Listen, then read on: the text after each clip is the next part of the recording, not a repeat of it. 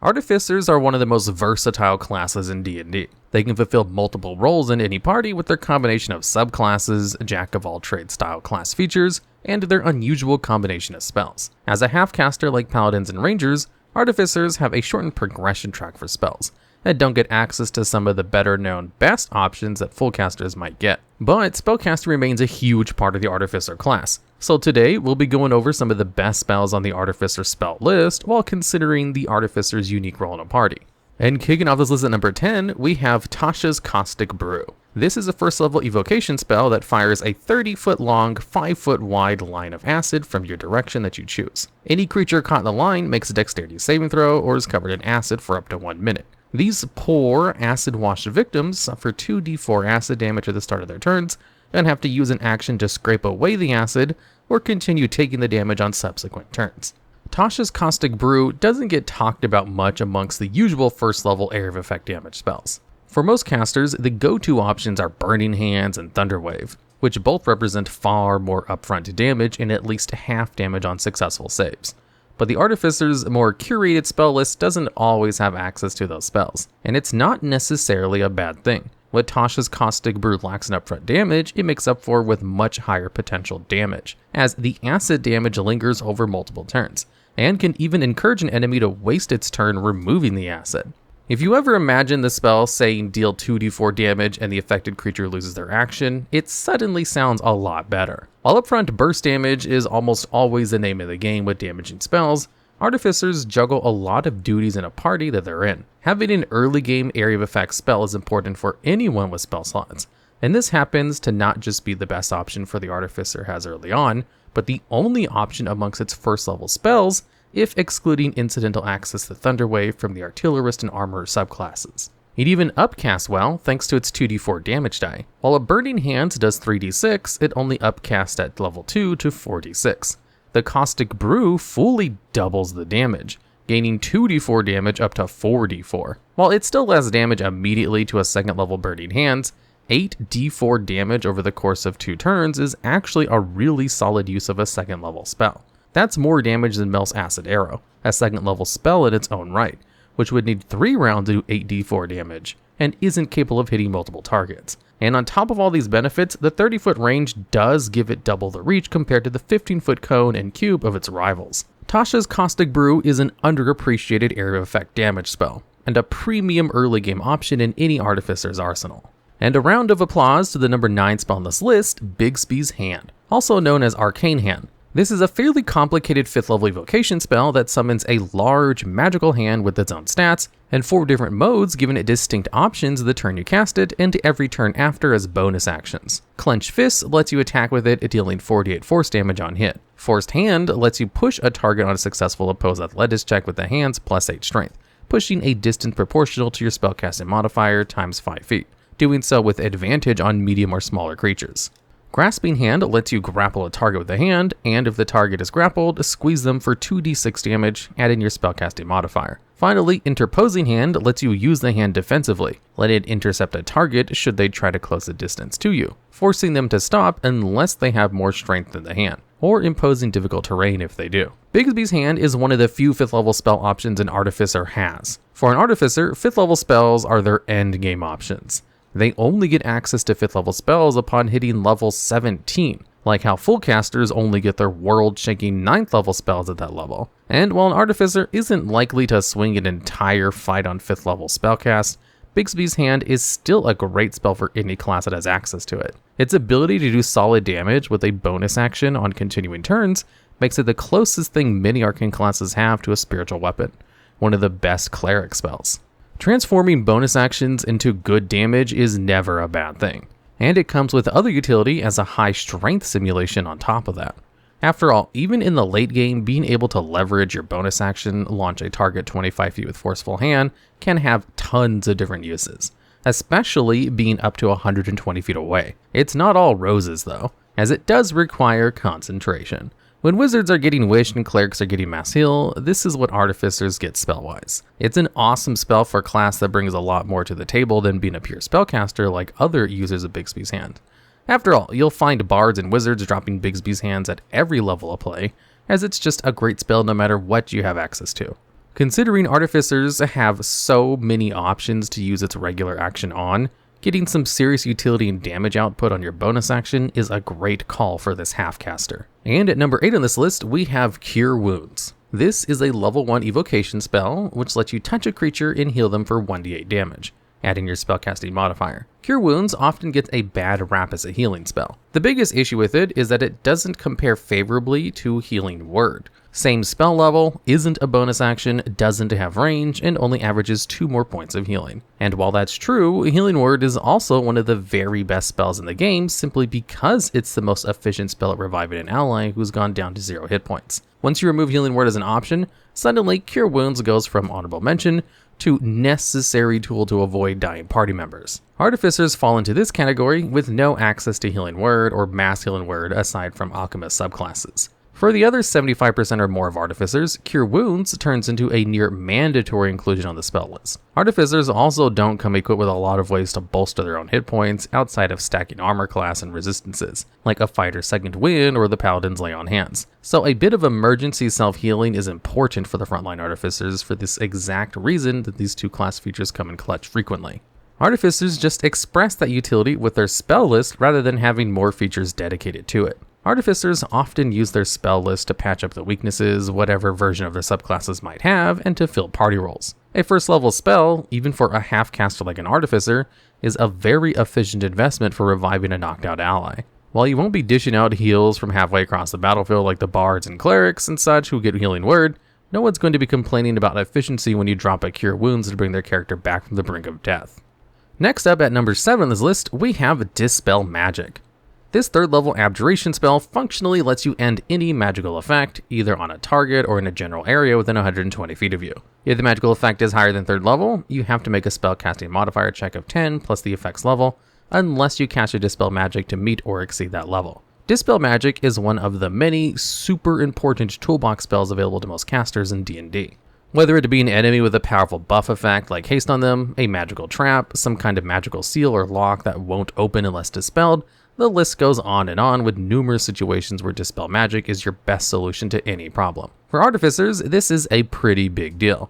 Just like with previous spells on this list, spells are more limited resources for a half-caster. Committing a 3rd level spell slot isn't cheap for a cleric or wizard, but it's likely one of the Artificer's best resources by the time they have level 3 spells. But even at a higher cost, Dispel Magic is super important. Not only because of its wide variety of uses, but just because of what the Artificer represents. Artificers need to be able to fill out odd roles and solve various problems to make up for their lack of extreme damage output or high-powered spell slinging that the other classes get.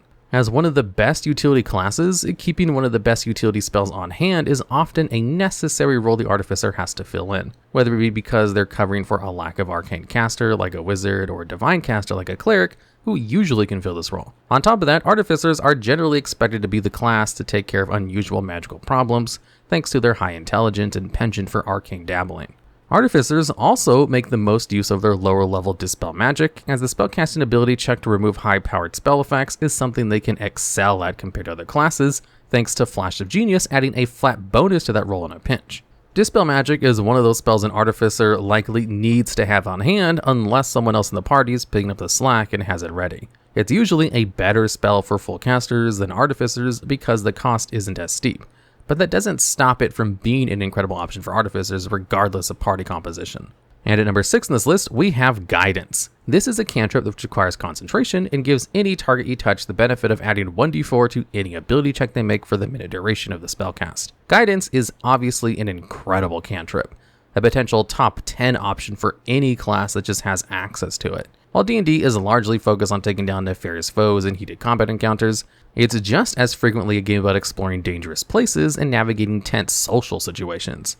And for all of those moments that aren't in the middle of initiative, Guidance is the one-size-fits-all best spell in the game. At no cost, you toss a free, effective bonus at anyone who might need it to make an important skill check. The obvious ones are your rogue stealthing into a dangerous place, or your charisma-blessed ally like a bard or paladin having to talk a party out of a bad situation. But Guidance has a bit more importance even for an Artificer than that.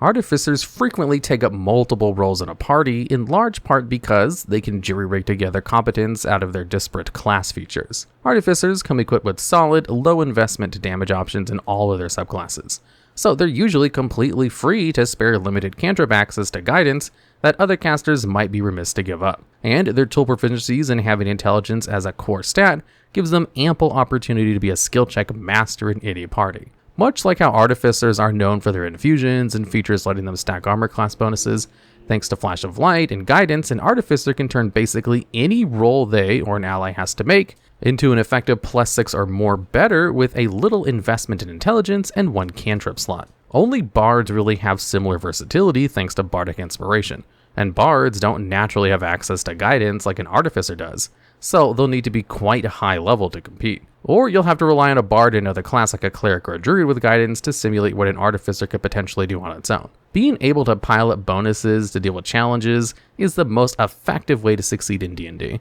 And the Artificer's access to guidance in the context of their class as a whole makes them one of the absolute best options for success for that entire dimension of the game. And at number 5 on this list, we have Summon Construct. This is a 4th level conjuration spell that lasts up to 1 hour with concentration. You summon a construct monster that scales to the level of the spell slot used to cast it, as well as your proficiency bonus. It also gains a different effect depending on if you choose clay, metal, or stone construct. The clay version gives it a reaction ability to attack a random creature near it when it takes damage, even being able to move at half its speed to fulfill it. Metal gains a heated body feature, automatically burning enemies for 1d10 fire damage when they hit the construct with a melee attack. Finally, the stony version has a persistent area of effect that forces any creature that can see the construct and start to turn within 10 feet of it to make a wisdom saving throw or lose its reaction and have its speed, like a weaker slow spell. Summon Construct is part of the vaunted line of conjuration spells that summon allies to help you out, usually in combat. While there's a big list of summon spells, Artificers only get access to Summon Construct, but that's just fine as it's a great option anyhow. You usually end up with a construct that has 17 AC, 40 hit points, and can attack twice for around 1d8 plus 8 damage. That's a pretty valuable ally at any level of play. While the 40 hit points can potentially get it taken down quickly by big area of effects, you're fully capable of summoning it up to 90 feet away to avoid it clumping. And since it takes its turns immediately after yours, you're almost always capable of getting 1 round of attacks and a huge distraction of the field that might draw enemy actions. Summoning spells like this are always incredibly high value just because they twist action economy in the player's favor.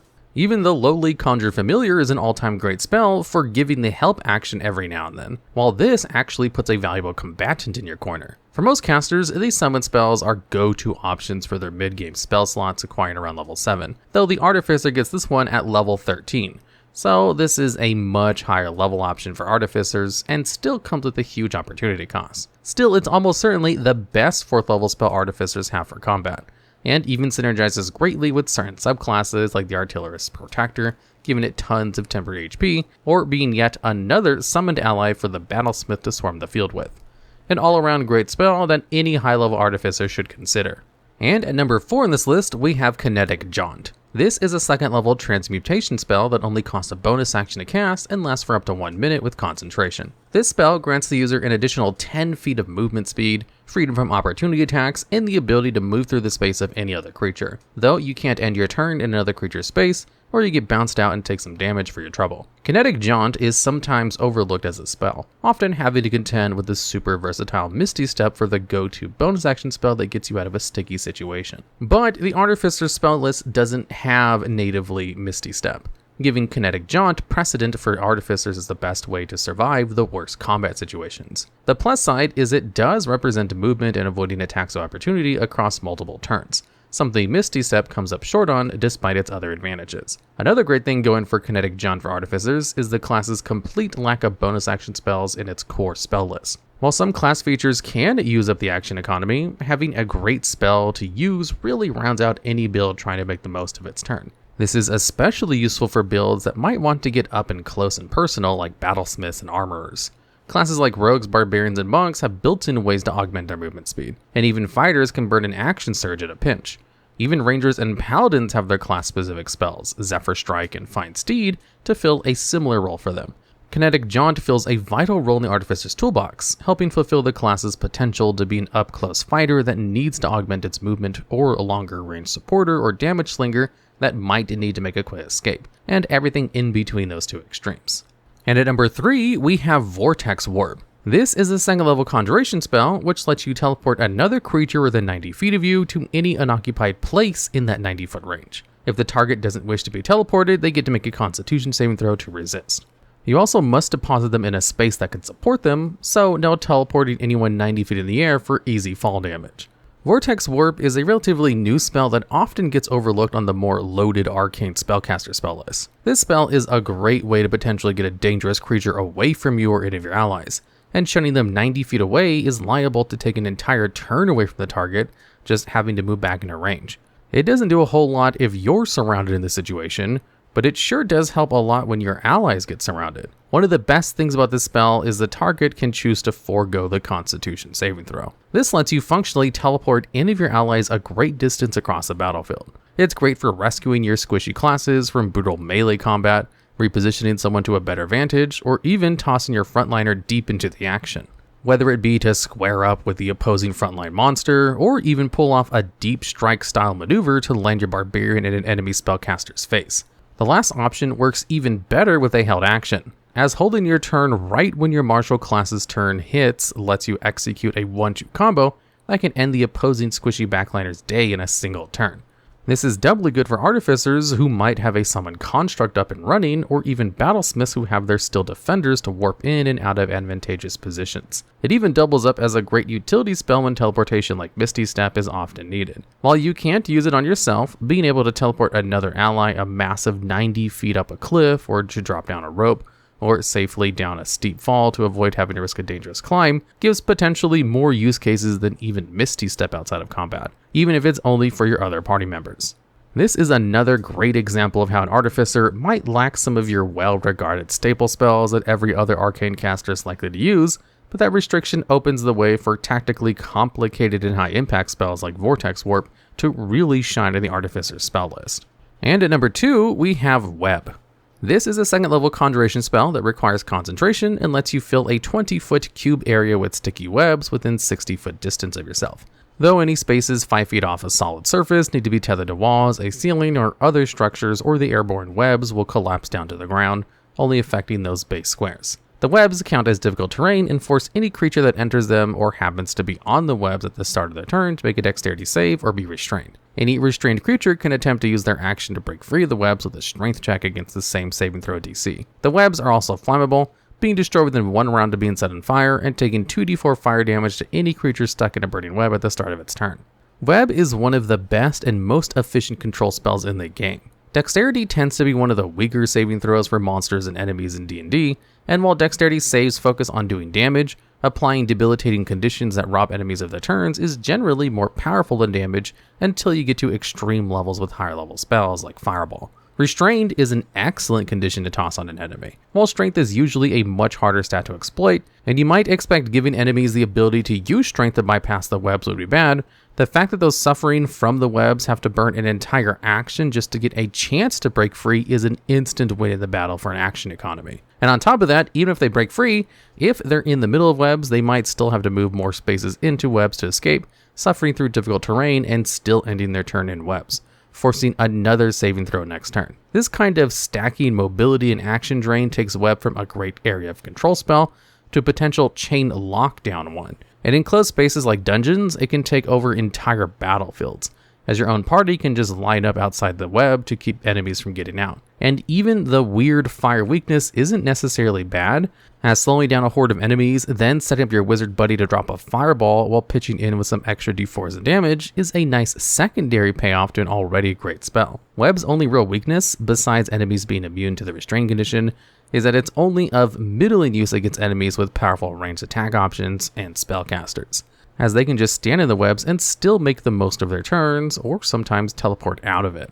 But even then, you might be burning their actions, spells, or forcing suboptimal decisions within the web, all of which can be beneficial for the party. And with the ranged enemies typically being physically weaker and wanting to operate at range, it can help prevent them from escaping. Web is a top tier spell on any class that has access to it, and in the Artificer's more limited spell list, it stands out as one of the absolute best options. And finally, taking the number 1 spot on this list, we have Revivify. This is a 3rd level necromancy spell that lets you touch a dead creature and bring them back to life with 1 hit point, so long as they haven't been dead for more than a minute. though you can't undo severe injuries like missing limbs or undo the effects of old age if that caused the creature to die. Revivify is one of the spells that, for a cleric, you would typically rate super high on their spell list. It's one of a kind in its usage, being the only truly effective spell at undoing death mid-combat, and it outperforms basically every other revival spell due to having no massive penalties settle onto the revive target and not taking more than an action to cast. All of these are still true for an Artificer, and this spell, being on the Artificer spell list, is one of the many reasons the class can shore up basically any missing function a party might have if built correctly. It's easy to think that it might be worse for an Artificer due to the high opportunity cost of a 3rd level spell, but it really just is that good and that important. Revivify is already one of the best cleric spells, and even if it's less of an investment for them, it's still got a very strong spell list to contend with. While the spell might be worse for the Artificer on availability and opportunity cost, the real situation that Revivify is so unique and important for a party to have access to that, without this spell, the Artificer couldn't truly function in its ability to fill in for everything. While healing from Cure Wounds is great, lots of classes have options for healing, whether it be the healer feed, other half-casters like Rangers and Paladins getting healing spells, or even items like healing potions. But Revivify is much more specific and much more necessary for an Artificer to truly be able to fill in the most important aspect of a Paladin or Cleric on a party. Without this spell on their list, the entire mid-game function of an Artificer becomes way worse. Access to any other 3rd level spell would be less important to a class that can already do things like output some damage, tank some attacks, or heal allies somewhat effectively. Revivify isn't just a game-changing spell, it's a class-changing spell for an Artificer. Don't underestimate just how significant an impact being a frontline fighter or backline magic sling with a get-out-of-death-free card in their back pocket can be. Alright, and that's the list. Are there any other Artificer spells you think we may have missed, or have ideas for future videos just like this one? If so, let us know down in the comments below.